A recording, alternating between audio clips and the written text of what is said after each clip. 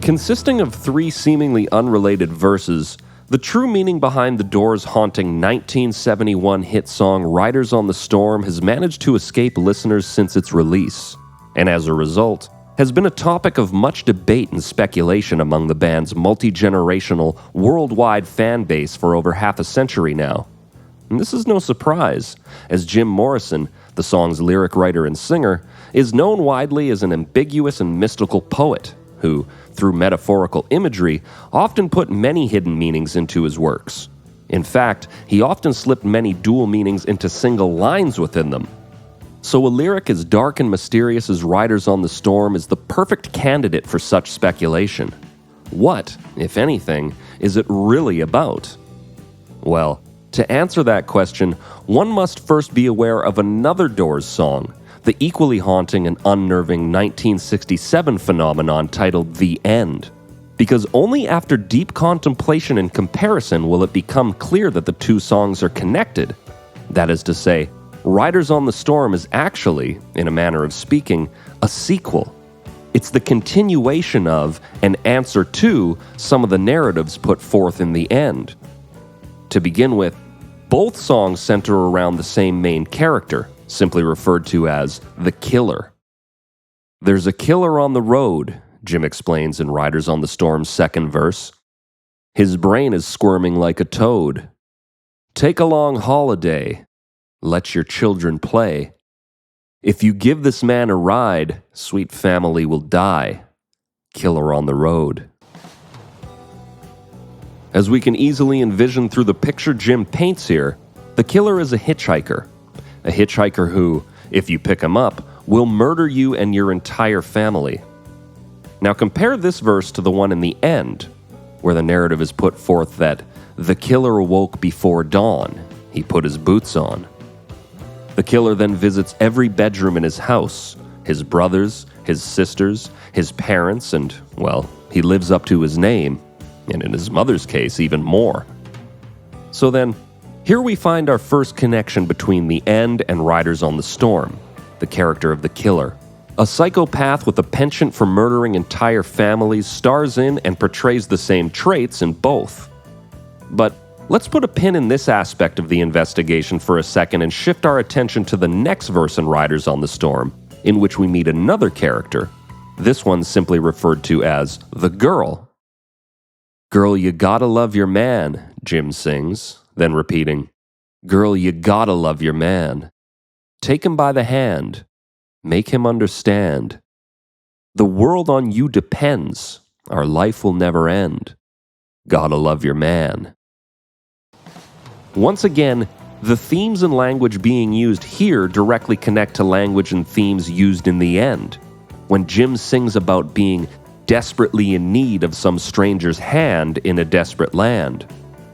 As the lyrics inform us in The End, finding that stranger's hand is the antidote to the apocalypse described in the entire poem.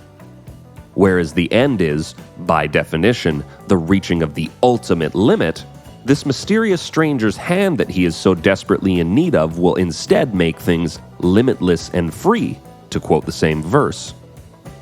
Well, in Riders on the Storm, this idea is revisited to a T and expanded upon as more information is given. That hand, specifically referenced in both songs, belongs to the character of the girl and serves as a metaphor for her love and guidance. And we are told that if she takes him by the hand, he will avoid his bitter fate, his bitter end, and instead, their life will never end. Once again, this is the same language and same themes in both songs. So, we now see a pattern emerging, where holes are left in the narrative in one song, they are filled in the other, and a coherent story starts to take shape. In the end, as if possessed by a dark force, the killer awakens before the sunrise and kills his entire family. We are also told in that same song, though in a very free-flowing, somewhat non-linear fashion, that he is impelled to ride the highway west to find the stranger's hand that will save him from the dark path that he's on. We then meet the killer again in Riders on the Storm right where we left him in the end, on the highway, hitchhiking for a ride, still murderous, that is, still consumed by his dark side. We're then told in the next and final verse in Riders on the Storm that he has found that stranger's hand referenced in the end in the character of the girl, who was to offer it to him in order to save him. In short, the metaphoric story is this. A destructive maniac headed for his own self-authored Armageddon goes west and finds the love that saves him from his demons. And that's the crux of understanding this narrative, and where it gets even more interesting, as this isn't just some fictional story. While it does contain elements of fantasy, it's actually quite autobiographical. It is an allegorical telling of Jim Morrison's real-life journey from Tallahassee, Florida to Los Angeles, California, where he found the love of his life, Pamela Courson, who he felt saved him from his own chaotic nature and the Armageddon it was speeding him towards, instead providing him with a path to salvation. As biographers Jerry Hopkins and Danny Sugarman documented in their book No One Here Gets Out Alive, Pamela was his grounding force. Despite the chaos he often created, it was Pam to whom he returned, seeking solace and stability. She was his companion in the storm, the one who kept him connected to the human aspects of his existence. The killer hitchhiker, therefore, is none other than Jim Morrison himself, or rather, a metaphoric representation of his chaotic nature, a motif in his mind that stemmed all the way back to 1953, when a film called The Hitchhiker was released, a film which detailed the real-life murder spree of Billy Cockeyed Cook, a nutcase drifter who killed an entire family of 5 during a 22-day rampage between Missouri and California. 9 years later, while Jim was a student at Florida State University, he was dating a girl who lived in Clearwater, a city nearly 300 miles away from his dorm. And so in order to go see her, he'd have to hitchhike. And it was during those many lone adventures that scenarios began to swirl in his mind of being a lone drifter who was going to murder whoever picked him up, just like Billy Cook did. Not that he ever would, of course. This was pure imagination, along the lines of a literary fantasy. But nevertheless, the seed of that fantasy, that would ultimately find its way into Riders on the Storm as a representation of Jim's inner demons, began to take root at that time. As biographer Stephen Davis wrote in his book, Jim Morrison, Life, Death, Legend, those solitary journeys on hot and dusty Florida 2-lane blacktop roads, with his thumb out and his imagination on fire with lust and poetry and Nietzsche and God knows what else, left an indelible psychic scar on Jimmy, whose notebooks began to obsessively feature scrawls and drawings of a lone hitchhiker, an existential traveler, faceless and dangerous, a drifting stranger with violent fantasies, a mystery tramp, the killer on the road. And by no means did the fantasy end there. Many years later, in 1969, Jim would write and star in an art film titled Highway, an American Pastoral, where he depicted himself as a murderous drifter hitchhiking on the highway to L.A. This theme of the killer on the road was somewhat of an obsession of Jim's, a mythology he toyed with in his mind, retelling it in his drawings, his songs, and his writings over and over, a character of his own making to personify his animalistic tendencies. Now again, it must be reiterated and understood that this character was a fiction in Jim's psyche. By no means is there any reason to believe he had any literal murderous tendencies. Nevertheless, this character and plot, though metaphoric, does reflect Jim's real-life story, minus, of course, the killings. And this is the hallmark of all great art, a blurring and crossover of the lines between fantasy and reality. For instance, like the character in Highway and American Pastoral, and like the character in Riders on the Storm and In the End, Jim really did ride the highway west in 1965 to start a new life for himself. For another example, just like the songs, Jim was searching for the hand to save him from himself, the hand to ground him to the human aspects of his existence, as the quote earlier put it. And as if recognizing it as a fulfillment of preordained destiny, he found that hand through Pam. The film where Jim plays the part of the killer hitchhiker ends with him arriving in L.A. and going to a club on the famous Sunset Strip, which is not only the exact place that launched the Doors' career, but the very place where Jim met Pam for the first time. Pam, who, in real life, is the girl mentioned in the third verse of Riders on the Storm. He was singing his love to Pam, Doors keyboardist Ray Manzarek confirms, and trying to wipe out, in his mind, that killer on the road. Indeed, upon seeing Pam that first night on the strip, as if compelled by some celestial force, Jim followed her home with a determination to make her his own, or maybe more aptly, to make himself hers.